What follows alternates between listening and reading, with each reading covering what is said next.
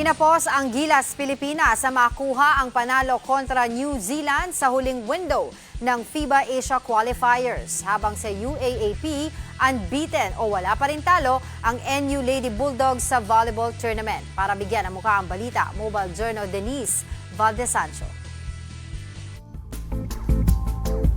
Open, so they went to. Oh, give it Goes to to Brownlee, left the layup is gone. Down to 11. Bigong maiuwi ng Gilas Pilipinas ang panalo laban sa New Zealand Tall Blacks, 87-70. Lumamang ang Tall Blacks ng hanggang 28 points sa third quarter. Sinubukan ng Gilas na humabol sa fourth quarter with only 11 points in deficit. Nanguna dyan si Chris Newsom na nakapagtala ng 13 points, 2 assists, 1 steal and 1 rebound. Tinapos nila ang qualifiers with a 4-2 record at sila rin ang second best team sa Group B. Sa kabila ng magkasunod na talo, secured na ang spot nila sa Asia Cup sa Saudi ngayong Agosto. Sa UAAP Season 87 Volleyball Eliminations, nakuha na rin ng UST Golden Tigresses ang kanilang unang panalo sa laban nila kontra UE 28-26, 22-25, 25-23, 25-15. Power duo Jansen na Regina Jurado at Season 86 Rookie of the Year ang Gepoyos. Thankful na ganun na naging outcome kasi pinaghirapan talaga namin this past week yung ipagpabuti namin yung mga lapses na namin individually para mapunan namin together.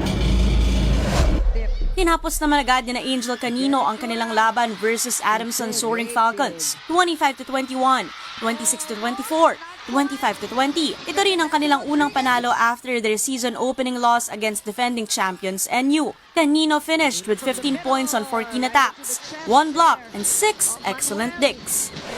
Nasa winning column na rin ang Ateneo Blue Eagles matapos masungkit ang panalo laban sa dating undefeated na UP Fighting Maroons, 25-18.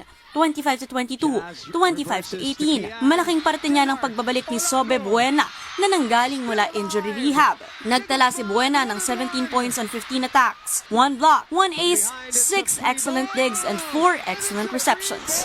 Mainit naman ang naging tapatan ng NU at FEU sa kanilang 5-setter match. Ngunit ang Lady Bulldogs pa rin ang nanaig sa huli, 25-15, 23-25, 24-26, 25-23, 15-8. Nanguna dyan sina Alyssa Solomon, Bella Belen at Vange Alinsug. Nagbigay ng 23 points si Alyssa Solomon habang 21 points naman mula sa 2-time MVP na si Bella Belen.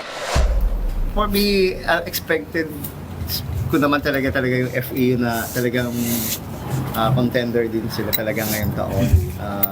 Ready lang kami sa lahat ng situation na mangyari, lamang kami or hindi.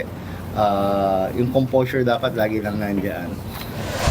Mobile Journal Denise Valdesancho po, hatid ang mukha ng balita.